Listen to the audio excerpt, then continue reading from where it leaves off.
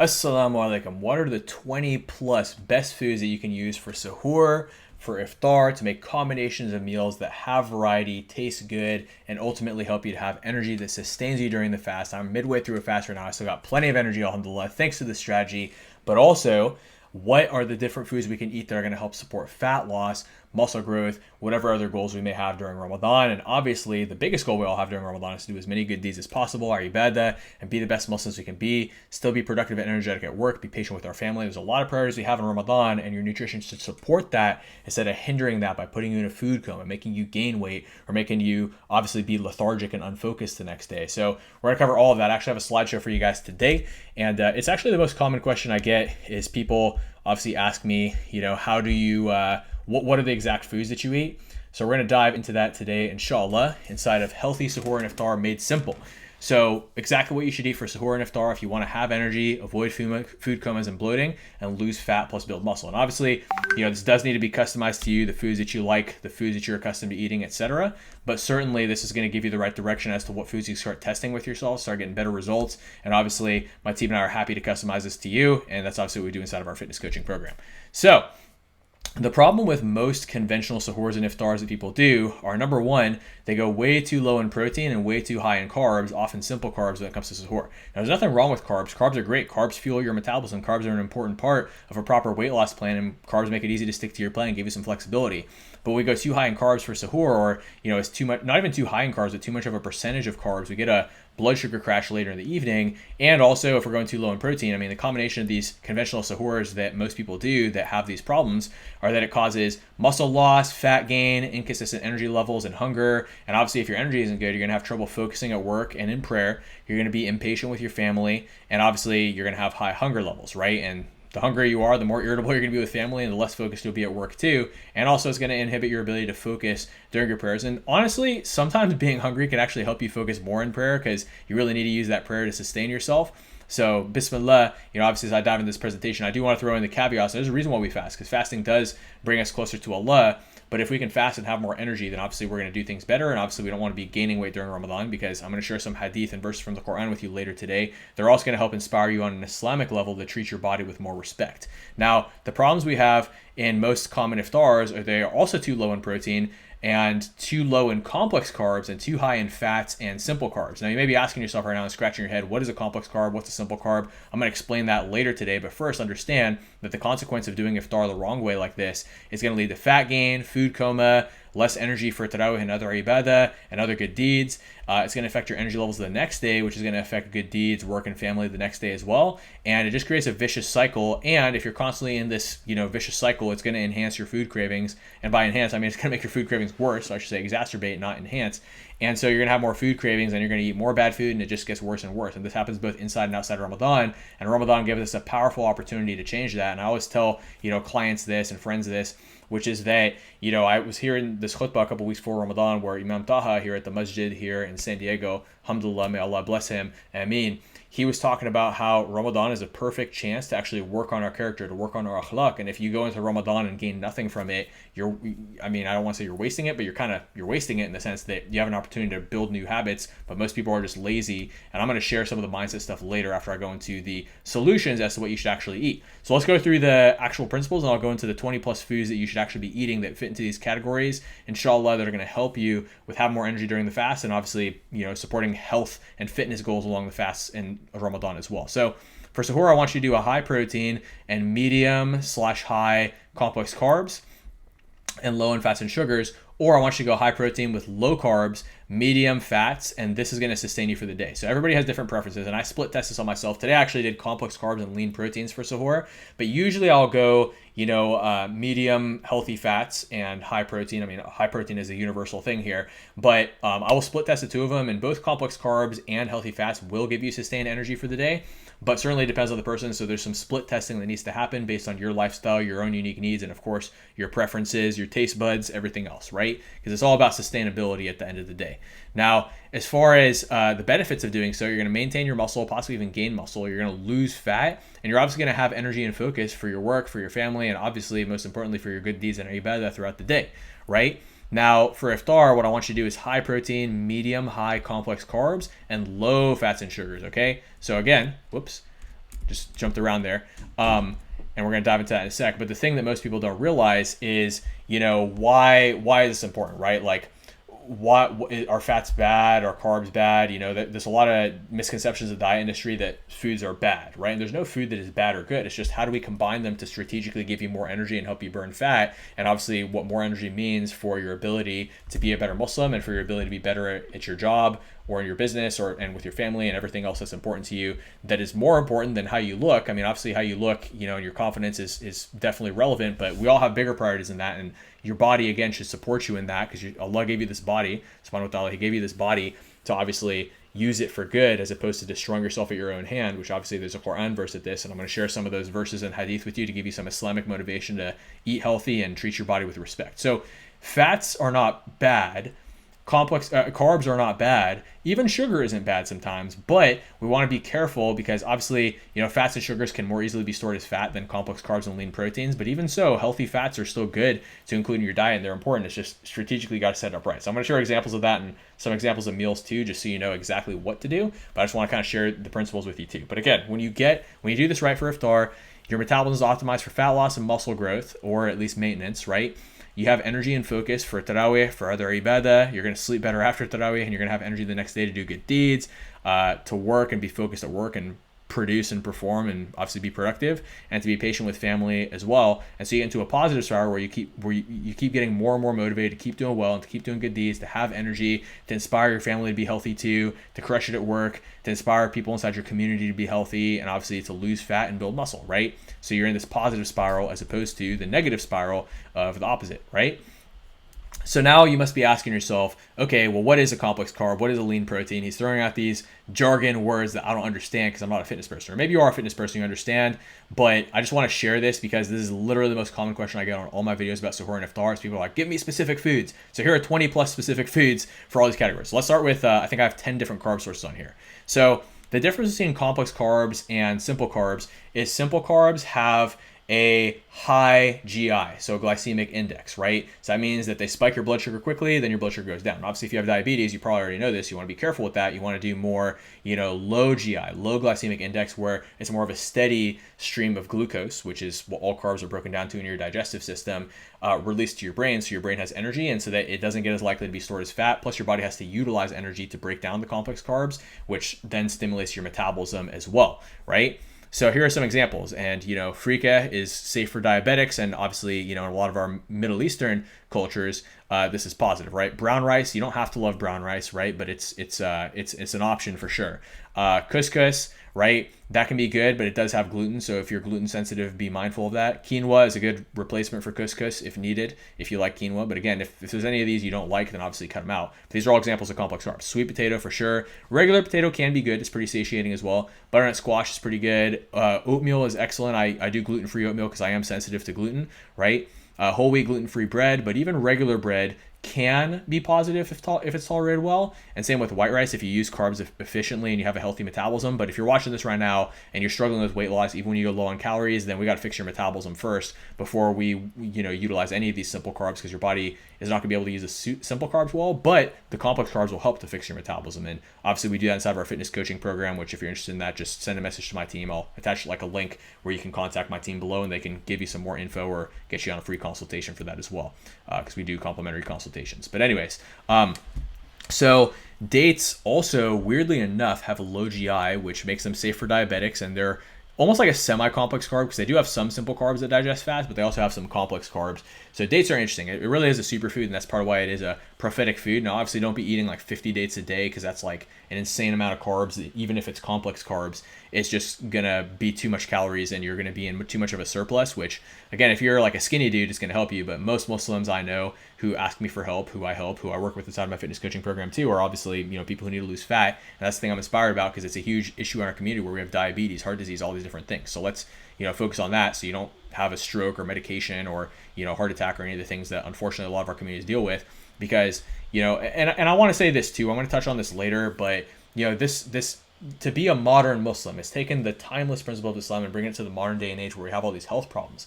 And what does it mean to be a Muslim? It means to follow the Quran, the pillars of Islam, the pillars of Iman, the Hadith, the Sunnah, everything.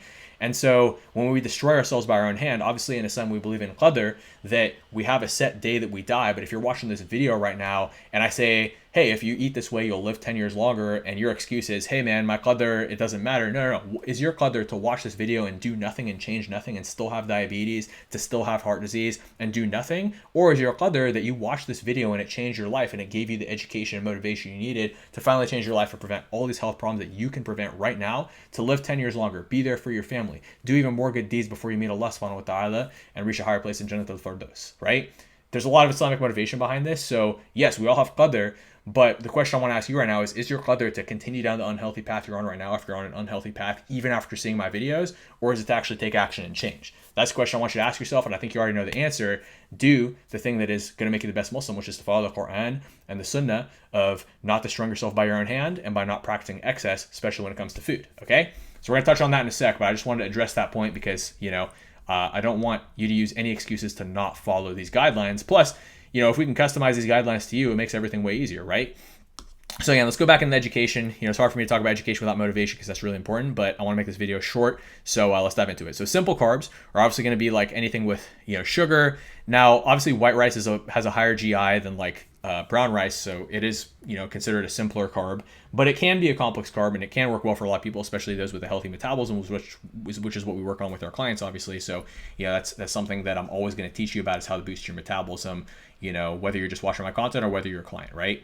Now, the joke here is if you're eating fried halwa, that's a joke, to break your fast, or deep fried samosas or whatever other traditional foods, there's no wonder that you have a food coma. And we're going to talk about what causes food comas in a second. But again, the combo of sugar, is going to give you a blood sugar spike and then a blood sugar crash. And when you get that blood sugar crash, that's part of what can make you feel tired, okay? And I don't want you to feel tired because that's going to inhibit your ability to pray tarawih and do other ibadah and other good deeds, right? So now as a segue into that, is deep fried food a simple carb? No. It's actually very high in fats, but when you combine fats, so any kind of oils, right? Because some people are like, oh, what's a fat? What is a fat source? Okay, oil. Oil is fat. Okay, so deep fried foods, which have a ton of oil in them, if you combine that with carbs, even if they're healthy complex carbs, if you're having a high quantity of fat and a high quantity of carbs, not only is that so many calories, which is going to put you in a surplus and make it hard to lose weight, and especially if your metabolism is slow and your body's in starvation mode, especially from fasting, but especially if you've done a lot of restrictive dieting in the past,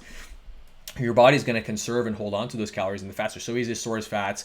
The carbs, whether complex or simple, are going to spike your blood sugar, which is going to increase your insulin levels, which is going to make your body store more of that fat as fat. So combining fats and carbs together is never a good idea if your goal is to be healthy and fit. But also, it stresses out your pancreas, which is part of your digestive system that produces enzymes. And so now your body has to process the fats and the carbs together, which forces your body into a parasympathetic state and makes you feel tired and puts you in a food coma. So if you're eating like deep fried samosas or halwa or whatever before tarawih, and then you don't have energy to pray tarawih and you skip the masjid, or you stay there for a short time because you're just so sleepy, this is going to solve that for you, okay? And even if you're not going to tarawih and you just want to have energy the next day, you don't want your body to constantly be in a parasympathetic nervous system state. You want your body to have energy so you can perform and focus at work, right? And with your family and in prayer, okay? Now, the other thing I want you to account for is there is a lot of proneness to diabetes in Middle Eastern genetics and Desi genetics. So many of our cultures have diabetes.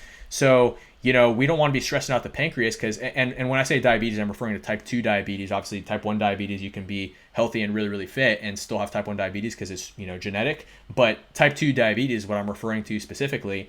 And obviously, this is destruction that can happen by your own hand, which is in direct disobedience of the Quran, where Allah subhanahu wa ta'ala has told us in the Quran, do not destroy yourself by your own hand. So if you're learning this right now and you decide now that you have the knowledge to not take action on it, that's un-Islamic. Like, if you want to be a good Muslim, you got to follow this advice to not destroy yourself by your own hand, because it literally, Allah subhanahu wa ta'ala literally told us in the Quran, and now you have the knowledge on how to reduce your chance of getting diabetes. You might have it in your genetics, but unless you're a type 1 diabetic where you literally have no control, if you have type 2 diabetes in your genetics, you have the power to stop that today. And again, is your qadr to watch this and not take action, or is your qadr to actually take action?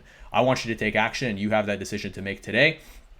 And I hope and think that Allah subhanahu wa ta'ala has put this, obviously Allah has put this video into your life for a reason. And so, did Allah put this video in your life for you to be similar to the disbelievers who see clear signs but then do not believe and do not take action, because I think you're better than that, aren't you? I mean, you're a good Muslim, aren't you? So why wouldn't you want to follow the Quran and not destroy yourself by your own hand and take action on this knowledge? I think you will. So please do take action on this knowledge so that you don't get diabetes, so you can, change the habits of your next generation and solve the genetic problem of diabetes for your entire generations to come, inshallah. Instead of perpetuating that cycle, then your kids have the same exact problems and risk of stroke, heart disease, everything else if you don't fix this. So change this inside of yourself. It starts with you and me, and inshallah we can help to bring health to our ummah and bring everybody back into accordance with the sunnah and the Quran, which is about being healthy and not destroying yourself by our own hand. I mean, obviously the sunnah and hadith go far beyond that, but that's a big part of it, and your physical health is an important part of your spiritual health, okay?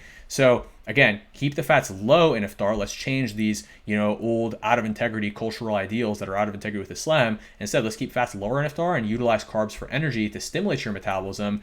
And if you do have a situation where you have to eat higher fats for iftar, just cut the carbs slightly from iftar. That way you're still getting the same amount of calories from fats, and at least, I meant to put for suhoor, but again, if let's say, but this is actually a good point, because sometimes you're going to be at a family gathering where there's not really any lean foods available. Everything is fatty. And obviously over time, we want to teach our communities and our families about this so that everybody in our family eats healthy. But in the meantime, temporary solution is if you have to eat something fatty at iftar, just make sure you're eating less carbs so that the calorie count is the same, and at least your body doesn't have to go into that tired parasympathetic state. But again, what I meant to say here is we cut carbs from suhoor if we're going higher fats, because the higher fats actually do digest longer and sustain us for the day. But also, if we're going to do complex carbs, we want to go lower fats. And again, I'm going to share examples of what that is because I don't want you to be confused. But just think of it this way. Whenever fats are high, carbs need to be low. Whenever carbs are high, fats need to be low. Both are important for normal function, but typically if you want to lose weight and boost your metabolism, especially if you have slow metabolism right now, we want to focus on getting more complex carbs, which I shared those complex carbs on the previous slide with you, like, freekeh, brown rice, quinoa, even some whole wheat breads for people who tolerate it well. You can also do gluten-free bread. I mean, there's a lot of different things you can do, but we want to do complex carbs, right? So this is really, really important. Now, I will address this too, since I'm already going on a lot of tangents and I want to give you as much value as possible in this video. If you might be asking yourself, okay, well, if carbs are bad, which by the way, I just explained that carbs are not bad, but some people think, oh, what if I do keto? Keto can work, and keto does work pretty well for 10 to 20% of people, but you still have to be in a calorie deficit. And the problem is, if your metabolism is already slow, it's going to be hard to get into a calorie deficit, versus complex carbs is going to help you to get into a calorie deficit because it's going to stimulate your metabolism, which means you're burning more calories, which means even if you're eating more calories, you can still be in a deficit. But if your metabolism is slow, then you have to go really low to be in a deficit, but then that just makes your metabolism slower. So it's a downward race to the bottom. So again, my strategy is always to eat more using complex carbs and lean proteins, utilize those extra calories for muscle growth and performance by strength training in the gym in a time efficient way, because we don't want to waste time during Ramadan when we should be doing good deeds. So you should use a time efficient training routine anyways, which strength training is the most time efficient way to train, as I've covered in previous videos. If we can tailor both of these things custom to you and your unique needs, dietary preferences, schedule, physical requirements, past injuries, equipment, if we can tailor all of this to you, then obviously you're going to speed up your metabolism and get great results just like our clients do, right? So that's what we do in our fitness coaching program. But to take it back to this, just so you understand the knowledge, so you can start taking action right now, whether or not you ever become a client. I want you to have this knowledge. So again, we gotta be mindful of these things. So keto can work, but usually complex carbs and lean protein can work better. And I actually had one Ramadan where I tried to just do keto for the whole Ramadan, but I was eating too much fats to where I ended up gaining weight that Ramadan. So, I've made every mistake in the book. I've been doing this for 12 years. So please learn from my mistakes and don't make the same mistakes I did, because I'm giving you the knowledge right here on a silver platter, as well as an opportunity to work with us, which again, I'll attach a link at the end for anybody who's interested. So again, so I shared the complex carbs. So, and generally I like doing 40 to 50 gram servings of complex carbs. That's a good, portion size. But again, it depends. A 120-pound woman who's been undereating her whole life is going to have different dietary needs than a 250-pound man who's been overeating his whole life. And likewise, a 150-pound woman who's been overeating her whole life, and only now is the weight starting to catch up with her, and now she's 160 or whatever, is going to have different dietary needs than a man who weighs 240 or 220 pounds who's been undereating, whose metabolism has crashed. We all have different needs based on our metabolism and dieting history, so just understand that. But typically, the portion sizes I like are about 40 to 50 grams of carbs per serving, along with about 30 to 50 grams of protein per serving as well. You do need 20 to 30 grams of protein per serving to trigger protein synthesis. So if you're drinking half a protein shake right now, like a lot of people tell me when they're asking me for advice, I say just up it to a full protein shake, so you're at least getting 25 to 30 grams. That way you're at least triggering protein synthesis. But again, we can custom tailor all this to you to make it obviously work better for you. And obviously, if you have any questions, drop a comment below too, so I can answer those questions and possibly make more videos if there's a common question I get, which is the whole way that this video came about, because everybody's asking me what food should I eat specifically for, carbs, proteins, fats. So here are the examples. Okay, so here are lean proteins. Lean proteins are great because you can have them with large portions of complex carbs, and the combination of lean proteins, complex carbs, and fiber all helps boost your metabolism. And this is really beautiful because the food volume you're eating is going to be high, because a lot of people think to lose weight and be in shape, you have to be on a small diet. And as I've explained before, it's not about eating less. It's about learning how to eat more and boost your metabolism, so you lose weight eating more and you can get that metabolic sweet spot, instead of obviously overeating too many calories and not losing weight, or eating too little calories and not losing weight because your metabolism slows to compensate, if that makes sense. So the beautiful thing with this is when you're eating complex carbs and lean proteins, the food volume is high, so you never feel hungry. And obviously in the middle of the fast, you're inevitably going to feel hungry at some point. But, especially outside Ramadan, on a regular diet, you're eating complex carbs, lean proteins, you're not going to be hungry. If anything, you're going to be super full, but you're still going to be able to get into a deficit because your metabolism is going up, your calorie consumption isn't that high. And so as a result, you're going to get lean really easily. And obviously we want to have some fats in our diet, just, for taste and, for normal hormone functioning. But most people put way too much fat in their food when they could easily create food that's just as crunchy, just as delicious, just as tender, if you just knew how to cook properly. And that's something that, we teach inside of our program as well. But anyway, so, lean proteins, chicken breast, 93% lean ground beef is good. 93% lean ground turkey is very good. Tuna, cod, shrimp. Tilapia is okay, but I'm not a big fan of tilapia. Scallops are good. Ground chicken breast, egg whites, these are all lean sources of protein. There's also semi-fatty proteins, which you can still use, just reduce the carbs slightly, because remember, when we increase the fats, we have to reduce the carbs, because, not only for the total energy balance as far as like how many calories are we eating per day total, but also because we don't want to stress out our pancreas and put ourselves in a food coma and increase our risk of type 2 diabetes, right? So the semi-fatty meats, which again are very healthy: salmon, grass-fed sirloin steak. I specify grass-fed. I didn't write it, but I would like you to do grass-fed because, again, not only is it leaner, but it also has more omega-3s as opposed to, saturated fats. So it's going to be more cholesterol friendly. Not that, like, I mean, honestly, the worst thing you could possibly do for your cholesterol is eat a diet high in sugar. Because if you're eating high sugars and trans fats and processed fats, your cholesterol is going to be terrible. But if you're eating, a little bit of healthy grass-fed, red meat, it's actually not going to be as bad for your cholesterol. But if you want to stick with white meat, that's totally fine. I have some clients who are very concerned about their cholesterol, so we cut out red meat completely. But I really don't mind red meat, because if your goal is fat loss, losing fat's going to help with your cholesterol anyways, and red meat is totally fine for that. And same for muscle growth, it's going to help a lot. Lean goat meat can work as well for a semi-fatty protein. And then eggs can work pretty well too, or egg/egg white combo omelets. Whenever I do like an egg white omelet, I'll usually put one whole egg. So I'll usually do like one egg with 8 to 16 ounces of egg whites. But again, like I eat 100 grams of protein with Suhoor because I am a bodybuilder. So, in order to maintain my muscle and with how hard I train, I do have higher protein requirements than your average person, who obviously has quite a bit less of a protein requirement. But so if you're a bodybuilder too, you probably already know that, because you wouldn't have gotten there without knowing how much protein you need. But most people, their goal is not bodybuilding, so it's very easy to get them results compared to, bodybuilders are actually hard to get results for because they're so advanced.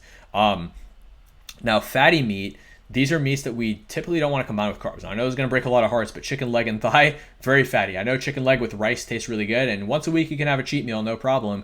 But let's be careful about doing cheat meals too often, because if we're doing chicken leg and thigh with rice every single day, that's not going to be good for, our, it's that particularly isn't necessarily going to be bad for your metabolism. It's just going to be too many calories, and it's not going to be good for your energy levels.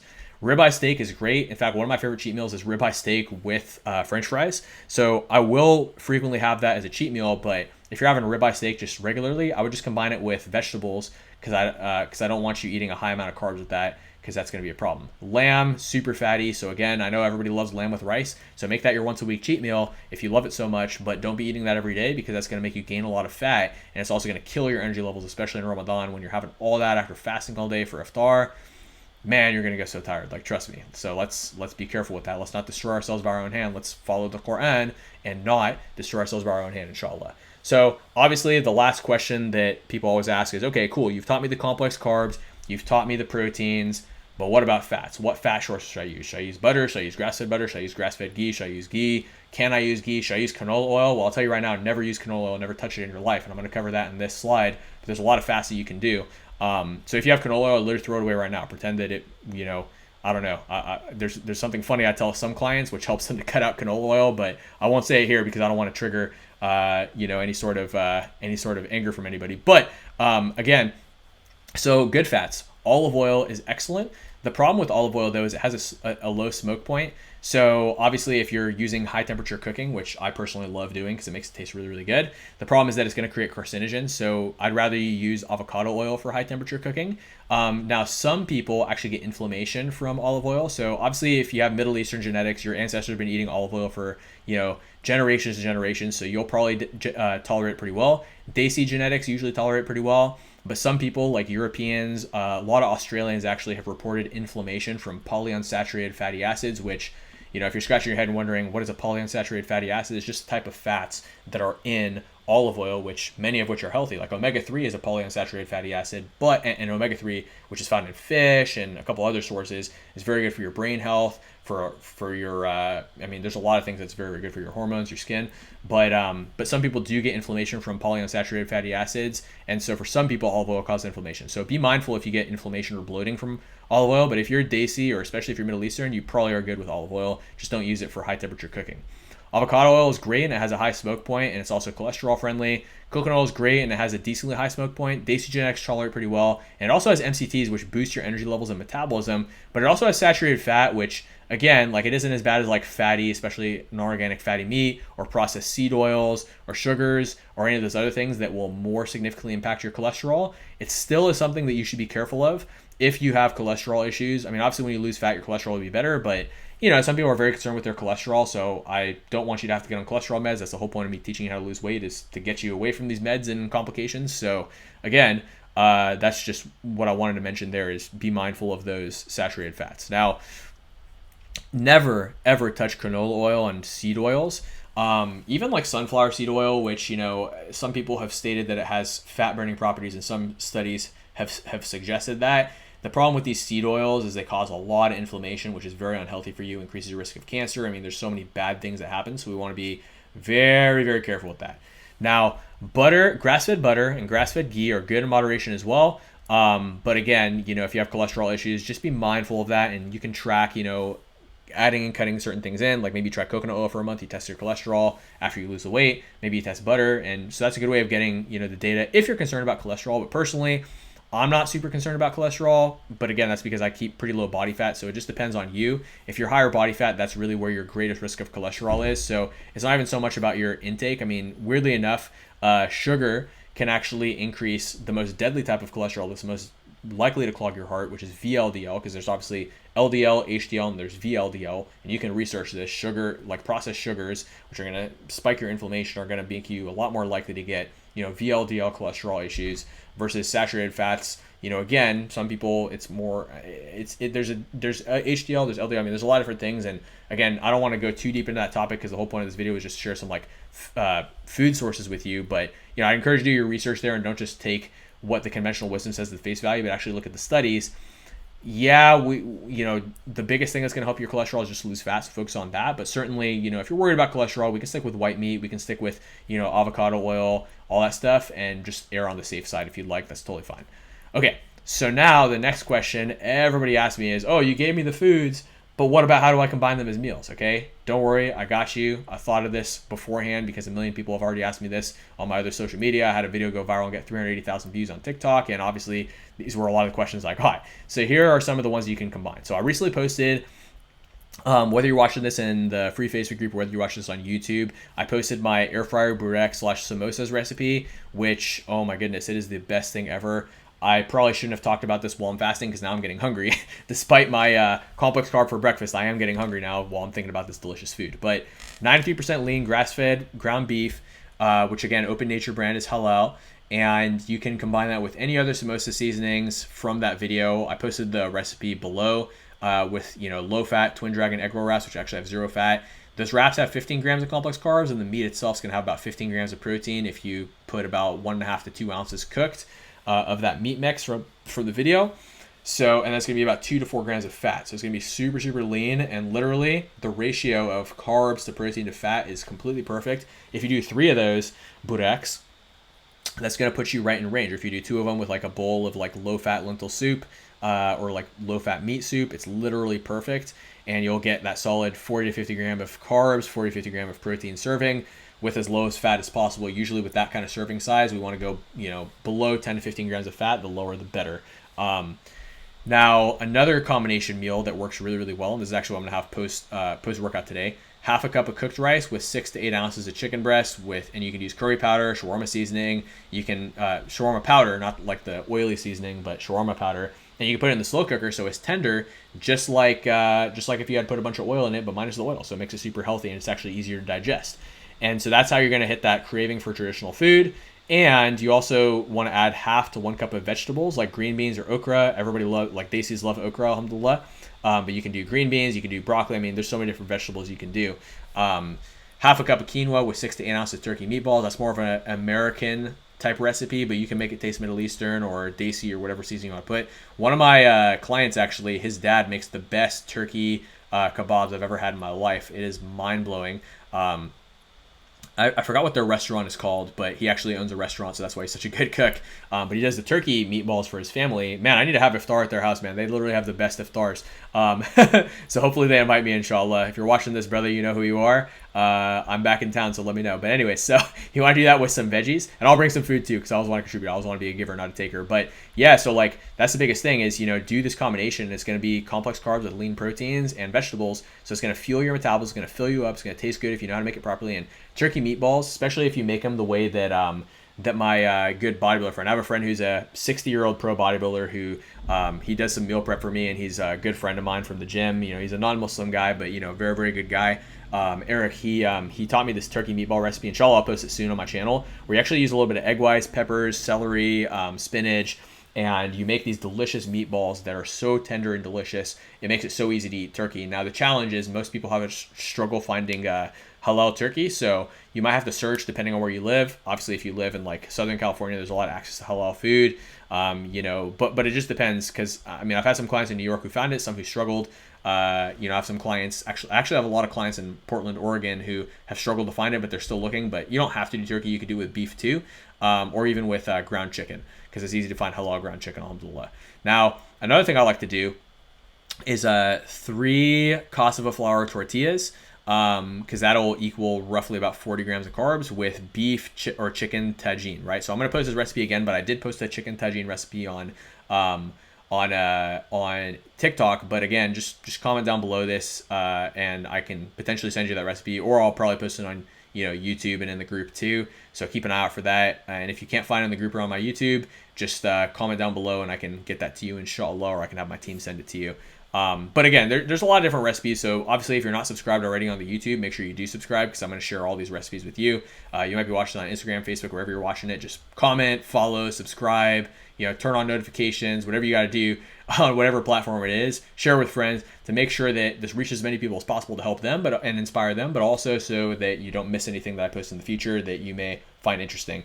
But again, my whole point with this is you can still eat like a king or a queen and still be healthy. Just don't be like ignorant people who douse their food in an unhealthy amount of oil and have no regard for the associated health consequences or excessiveness displayed. And we're going to go into the Quran and Sunnah on this, so you have some Islamic motivation. And the beautiful thing too is you might be health conscious. There's a lot of sisters actually I speak to who are super health conscious, but they struggle because they undereat. So we got to get you up to your metabolic sweet spot. And there's also sisters who overeat, and there's plenty of brothers who overeat and a handful of brothers who undereat. Women tend to undereat, men tend to overeat. But if we can find that metabolic sweet spot, you will lose weight, inshallah, and you'll do it in a sustainable way that you can actually enjoy eating healthy versions of your favorite foods. So you might be health conscious, but your family might not be, and that's where we got to come in and counter the culture. And when I say culture, I don't mean Islamic culture. I mean Islamic culture. I mean Islam is a religion. Islam is our religion. And in Islam, we follow the Quran and the Sunnah. And in the Quran and the Sunnah, it tells us to eat healthy and practice moderation and not destroy ourselves by our own hand. So if you're truly following Islam, you're not going to eat unhealthy, okay? Because there's literally hadith on this, and I'm going to share them with you, and I've shared them in other videos too. But your family may not necessarily know that, because what your family might know is culture. And what is culture? Well, especially let's say that your parents grew up in a poor, war-torn country, which unfortunately, and may Allah make it easy for all of us and have mercy on all of us, but unfortunately, a lot of us have war-torn countries in our background where people were always starving. your family's way of showing you love is by feeding you, because what it meant to our families back in, these war-torn countries, wherever it may be from, is extreme hunger, and you always want to feed your kids. Like, for instance, my dad grew up in Algeria, and he grew up in poverty, and I don't want to tear up too much on camera, but like, when they finally had food and they weren't starving, they would eat as much as they could, because again, that's what it meant. And that's why so many of our cultures have these, which have kind of developed into extravagant, sort of food things. Like, obviously, alhamdulillah, modern day Cs in America do really well financially. So now we have all this financial abundance, because my other half's Pakistani. We'll have this full spread for iftar, but it's so extravagant, which goes against the principles of Islam, right? Where we're actually not supposed to be extravagant. We're not supposed to overeat. So, again, we do need to be mindful of these things and be in accordance with our religion as opposed to the culture. So you can bring these hadith and these verses from the Quran to your family to educate them and help them be healthier, and to help them be better Muslims, and to help them support you and your goals, and to help us transform the culture of this ummah to be back in alignment with the principles of health and fitness in Islam, inshallah. So yeah, we'll dive into this. But yeah, and then the ironic thing too is I talk about starvation mode a lot. When your body's in starvation mode, your body actually stores more of those calories as fat. So in modern day and age, if you're busy working all day, and even outside Ramadan, you don't eat all day, and then you come home and you binge on food because you're so stressed, you eat because you want it to help you with your energy or whatever, or you want to eat the stress away or feel good finally, or satiate yourself after you've been starving all day, or maybe you don't even have an appetite during the day because you're so used to it, but you're so stressed you want to eat at night. You're just training your body to store fat because you're in starvation mode all day, so your body thinks it needs to hold on to that fat so that you don't die. But then the problem is, even if you go into a calorie deficit, if your body's been in starvation mode for years, or you're constantly dieting up and down because you get mad that you want to lose fat, so you diet really hard, you go way too hard, then you burn yourself out, you gain all the weight back because your metabolism is crashing, you keep doing that, you've done so much metabolic damage that we got to fix your metabolism before you can ever, healthfully, safely lose weight and be able to eat like a normal person and keep the weight off. And that's what I've been talking about this whole time, about boosting your metabolism. So again, I had a lot of consultations today, and alhamdulillah, a lot of our new clients, we're getting them on the right track. And obviously our clients who have been working with us for a long time are on the right track. So I think after all those consultations today, a lot of this stuff is very fresh on my mind, because I literally have to explain to every single person how to actually fix their metabolism, so that when they come into the program, they understand the strategy and why I'm making them eat more and why they're losing weight even though they're eating more. So, and again, more of the right foods, because obviously if you eat more of the wrong foods and you don't train properly, you're just going to gain fat. So it's the combination of training and nutrition, doing it the right way, tailored to you, that makes a difference inside the program and just in general as well. So anyways, how do you combine these routines? So for suhoor, what I like to do is I like to do an egg with 8 ounces of egg whites. And actually for me, I'll do 16 ounces of egg whites, but a lot of people can't really handle that volume in the morning.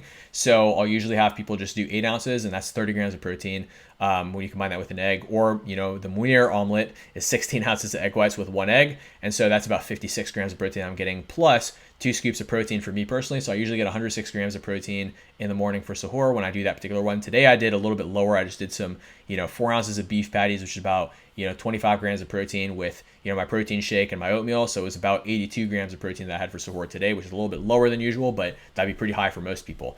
So you can do that. You can do leftover, kebabs or lean meat from the night before if you like meat in the morning, which some people don't, some people do. Personally, I don't mind it. But I understand if you don't, because, for a lot of people, they just want to eat more breakfasty foods in the morning. I totally get that. You could also do a protein, and I always like to add a protein shake to any of this stuff just to get the protein count above 50, and for me personally to get it to 100.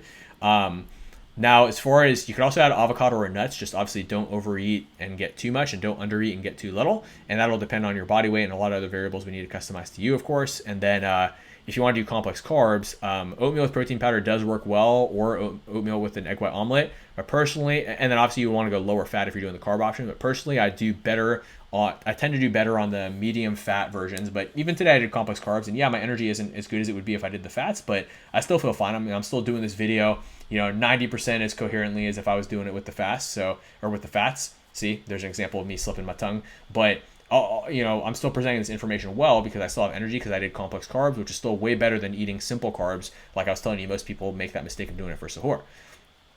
Okay, so let's dive into the verses from the Quran as well as the hadiths on on healthy eating and treating your body right, the amana, the body Allah has given you as a trust inside of this life to treat with respect instead of disrespecting it and disobeying the Quran and ignoring the advice of our Prophet sallallahu alaihi wasallam. Because remember, In the Quran, you've probably seen this verse many times, whether you've read the Arabic version, you understand the Arabic version, or whether, you're an American or somebody who didn't grow up really learning much Arabic, like myself, where you've read the translation. You've probably seen many times there are clear signs for the believers, and the disbelievers willfully ignore these clear signs. So again, this is what I'm constantly going to tell you, because obviously as Muslims, what makes us different from the disbelievers is our shahada. And within, our shahada, obviously we want to make sure that we are living in integrity as a Muslim, because you shouldn't just say that you're Muslim, you should live and be a Muslim. And so that whole idea of, the disbelievers ignoring the clear signs, and, and the whole idea of us being created for the purpose of worship and to submit ourselves to Allah, as opposed to, being wrapped up in our own ego and our nafs. Which, by the way, and this is a whole nother tangent, if you still find yourself being tempted to sin in Ramadan, even though shaitan's locked up, it's actually because your own nafs, your own soul, can, have, I wouldn't say like corruption per se, but, there are still instances, just make sure my mic's still working, there are still instances where, we got to be mindful of what our own ego, our own mind is tricking us of. So be humble, just like, the pillars of Iman teach us, right? Have good akhlaq, be humble, and be open to hearing a perspective that might allow you to get better results and be healthier and do better. And remember, is your qadr really to watch this video and then still ignore the clear signs and clear knowledge of what you can do to better yourself? Or is your qadr that Allah put this video in your life for a reason, so you could learn something, so you could apply it to your life and make your life better and live longer and be there for your family, and obviously do more good deeds before you meet Allah subhanahu wa ta'ala? You tell me, what do you think your qadr is? Well, you decide by the decisions you make, okay? Everything is written, but again, Allah subhanahu wa ta'ala would not have put this video in your life for you to just ignore it, unless you're already an ignorant person, but you wouldn't have made it, this far if you were an ignorant person. You at least are open-minded enough to watch this whole video, and I want to thank and applaud you for that, and I want to leave you with one last tool that you can use to not only convince yourself at the deepest level if you still struggle with motivation. There are more tools we can do too. In fact, for anybody who's interested in our fitness coaching programs, we go very deep into this on our consultation, because we want to make sure that if people are going to do the program, that they're 100% committed. We turn away people who aren't 100% committed, because that's what we need to guarantee your results. But I want to leave you with these tools that you can use to help your family to live in integrity with the Quran and the Sunnah. So in Surah Taha, right, the verse, eat and drink, but avoid excess. Okay, so if you're currently eating the full spread, eating till, your stomach is super full and you feel tired and lazy to pray, well, obviously that is out of integrity with what Allah subhanahu wa ta'ala has told us to do in the Quran. And additionally, there's a hadith: no human being has ever filled a container worse than his own stomach. The son of Adam needs no more than a few morsels of food to keep up his strength. Doing so, he should consider that a third of his stomach is for food, a third for drink, and a third for breathing, right? So obviously you're not breathing into your stomach, but the cavity of your body, the space of your body, leave room for your breath. Because if you don't leave room for your breath, there's a couple things that happen. Number one, you feel lazy in prayer. But number two, if you indulge in overeating, it quenches the light of faith within your hearts. And this is the thing that I mentioned earlier, is when you're hungry during the fast, sometimes you actually, in fact, a lot of the time you feel closer to Allah subhanahu wa ta'ala when you're praying, because your body seeks that fulfillment. Your soul seeks that fulfillment, not in food, because you're already being so disciplined with not eating food in Ramadan, so you might as well apply some new habits, right? But also your body's seeking, and your mind and your soul is seeking that connection with Allah to fulfill you. And that's one of the beautiful things about Ramadan, right? So that doesn't mean you have to starve yourself all the time. Obviously you got to eat to fuel your metabolism and, all that stuff, but don't be overeating, right? And then also in the Quran, eat and drink and do not commit excesses. Indeed, he does not love those who are excessive, right? So we don't want to be excessive. And then, of course, in the Quran, in Surah Al-Baqarah, verse 195, do not with your own hands throw yourself into ruin. This one hits home so hard. This is why it breaks my heart when somebody with type 2 diabetes, heart disease, risk of stroke in their family, high cholesterol, comes into a consultation, watches one of these videos and does nothing and makes an excuse. Oh, my family. Oh, my wife. Oh, my mom. Okay, great. Why don't you share this and be a leader as a man and lead your family to health? Do you want your mother to keep eating unhealthy?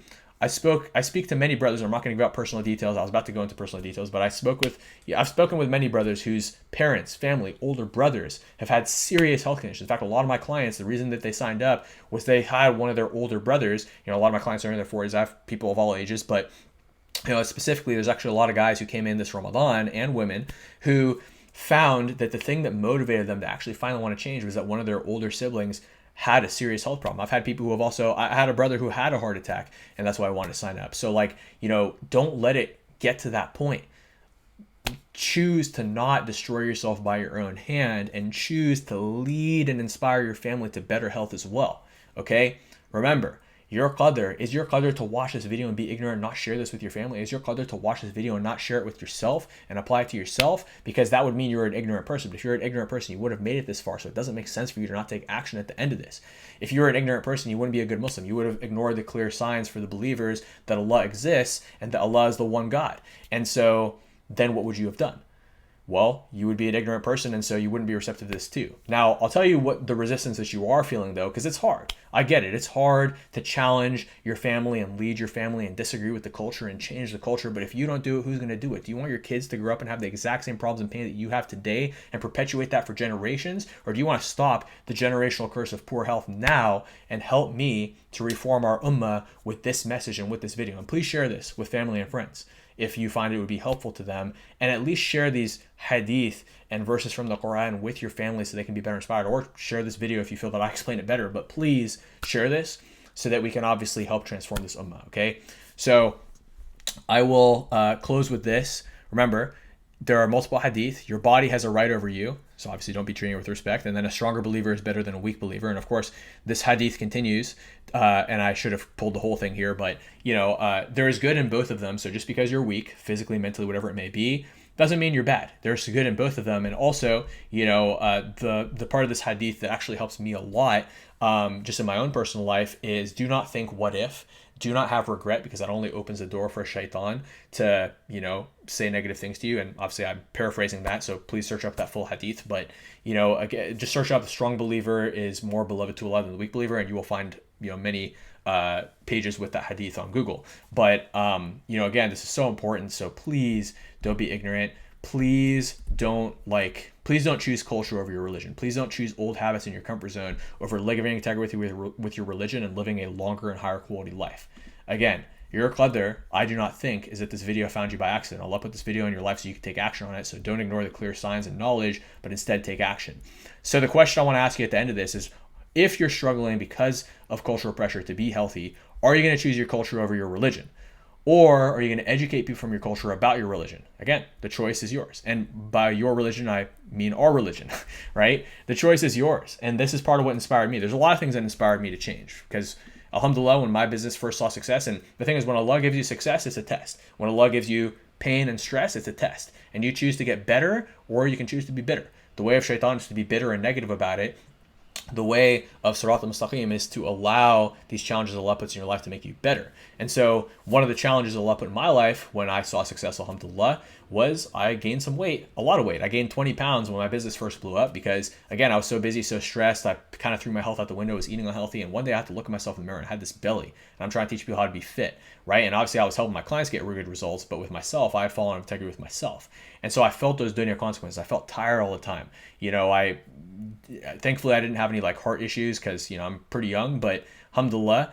But at the same time, I was looking in the mirror and I was seeing that belly, and I knew that there is some type 2 diabetes in my family. So obviously, the biggest urgent factor for me was wanting to feel good, wanting to look good, and want to feel good about myself and be in integrity with the best version of myself. But there's so many benefits that I've seen along the way. So I don't know what that motivation for you is. Is it health? Is it energy? Is it confidence? But whatever it may be, or maybe it's much deeper than that, and it's just to be the best Muslim you can be, right? So the choice is yours. So are you going to give into temptation the same way that the disbelievers engage in unlawful sexual acts, adultery? Can't tell you how many people in the Western world, non-Muslims, and even in our Muslim communities commit adultery, astaghfirullah. And obviously it's so rampant that it's completely normal in today's society, alcohol and drugs. The fact that alcohol is even legal, and that's a whole nother discussion, but that something as destructive as alcohol is legal in our Western society, subhanAllah, astaghfirullah, the fact that this is even a thing, right? So they've made it so normal because they can't resist giving into temptation. The government can't resist the monetary temptation of the taxes they put on alcohol, so they let it be legal because people are just so tempted and people use alcohol and it ruins their life. Same with drugs, right? And adultery is so normal that they even have it on TV, and same with unlawful sexual acts. It's so, zina and everything, right? There's so many things that are normalized in our society. So if the disbelievers are engaging in these, frivolous temptations the same way that you might be engaging in food, well, it's time to look at those parallels and have a wake-up call and look in the mirror and say, look, am I still going to be frivolous, or am I going to have some discipline which is going to benefit me for my own benefit and help me be a better Muslim and live in accordance with the Quran and the Sunnah, and avoid those temptations with food and be disciplined. And look, if you're watching this right now at the time that I'm recording this, it's Ramadan. In Ramadan, you're already having discipline all day with your food. Why can't you just be a little bit more disciplined at night and build that new habit during the beautiful 30 days of Ramadan so that your life changes after Ramadan, so that your life changes after this video. Maybe you're watching this outside of Ramadan. It doesn't matter when you're watching this. As a Muslim, you have a decision to change. Just like how a disbeliever can see the light and decide to take their shahada that day, take a shower, and become a Muslim for the rest of their life, what are you going to do now that you know the truth? What are you going to do now that you know the truth? Are you going to ignore the signs? Because that is the quality of a disbeliever, and I don't think you're a disbeliever. I think you're a good Muslim, so let's be the best Muslim we can be. Are you going to let your family act out of integrity with the example of the Prophet ﷺ, only to disobey the Quran and throw yourself into ruin by your own hand? And are you going to let your family do the same and engage in these cultural traditions that are out of integrity with Islam that ruin our health? Or are you going to share this with them? You don't have to share this specific video if you don't like me, or if you like me, then please do share it with them because it'll help them, hopefully. But at the very least, educate your family with the hadith and verses from the Quran I've shared with you today, and save your family both from the dunya consequences of just being unhealthy and having health and energy and confidence issues. So many Muslim brothers and sisters really struggle with all these things, but also of the akhirah consequences of the hellfire. Are you going to save your family by educating them, or are you going to fall into the same comfort zone of whatever culture you may come from, where people are out of integrity with Islam and eating large quantities of unhealthy food? Let's reform our modern culture to be in alignment with the perfect way of being that Allah subhanahu wa ta'ala gave us 1400 years ago through our Prophet sallallahu alaihi wasallam. So, and again, I'm talking about all these deep topics. At the end of the day, only Allah can judge us and decides who goes to heaven and hell. And I'm not saying that if you're overweight that you're going to hell, obviously, because number one, it's not my judgment call to say that. That is the call of Allah. And obviously, there are some people who have, they might eat healthy and have genetic disorders. And certainly, if you're eating healthy and in a calorie deficit and not losing weight, we do need to work on fixing your metabolism. But, at the end of the day, what I want you to understand is, again, there's goodness in both the strong believer and the weak believer, but which one is more beloved to Allah? That's the real question. And so, may Allah reward you for all your good deeds and forgive you for your shortcomings, and same to me, for us all, right? May He reward us for our good deeds and accept our intentions and keep our intentions pure, and obviously forgive us for our shortcomings. But if one of your shortcomings right now is your health, let's get integrity to that, because it's only going to benefit you both in this life and the next, right? And I think I've really beat that point home very hard. But let's be so the last thing I want to say to you before I end this video is, let's do our part to be the best Muslims we can be, whether it's in ibadah, which means acts of worship, by the way, if you don't speak Arabic, which, again, I'm not fluent in Arabic or anything, but, it's important to know what that means. Let's be the best Muslims we can be in our good deeds, in our professional lives, our family lives, and everything else we can do to serve the ummah and to serve humankind, which is ultimately what we do inside of our professions and our businesses. And of course, in our worship of Allah subhanahu wa ta'ala, which is what we were created to do, is our purpose, and how we follow the example of the Prophet sallallahu alaihi wasallam, and how we treat the body that Allah has entrusted us with respect. And again, share this with a friend or family who needs to hear and learn from this. And again, this change in our communities to be better Muslims, to be healthier Muslims, to do the da'wah of showing what a virtuous and healthy Muslim looks like, which is going to help so many other people to find Islam and see the light the same way that you're seeing the light today, which alhamdulillah, you're already seeing the light of Islam, but let's see the light of health now too. It starts with you and me. Let's take a step as leaders and bring peace and prosperity to our ummah by reforming these unhealthy cultural traditions that corrupt our character, and instead changing it into healthy cultural traditions, create new cultural traditions with the recipes we got here and everything else we got. Any recipes that you can create that are, healthy as well, please share them, and let's spread this word. Let's spread this message. Let's revive the sunnah of being healthy, and let's touch the hearts of the believers. So again, if you share this and it helps one person to change, and you're doing this with the intention of, for the purpose of Allah, may Allah reward you. And regardless of your intention, may Allah reward you for helping people, whether it's for the dunya, consequences of all these health problems and just have more energy and being happier, or whether it's for the akhirah benefits, or it's for both. It can be for both, right? But I want our communities to finally change, and that's what this video is about. I know it's about, suhoor and iftar foods to eat, but man, I can't just give you the surface level advice without the deeper level reason that's actually going to get you to take action what we're covering and share what the true meaning and message of the modern Muslim is to me and what I hope it is to you. So I hope that you can share this knowledge, or even this video or this message in some capacity, the verses from the Quran, the hadith, the knowledge of what to eat. I've got other videos on this, obviously, by the way, with your friends and family, and I hope that it helps them. May Allah allow this to help us all. Ameen. And inshallah, I'll see you guys in the next video. If you have any questions, comments, anything, you need anything, just comment down below, let me know. And inshallah, I'll see you soon. Ramadan Kareem. Assalamu alaikum.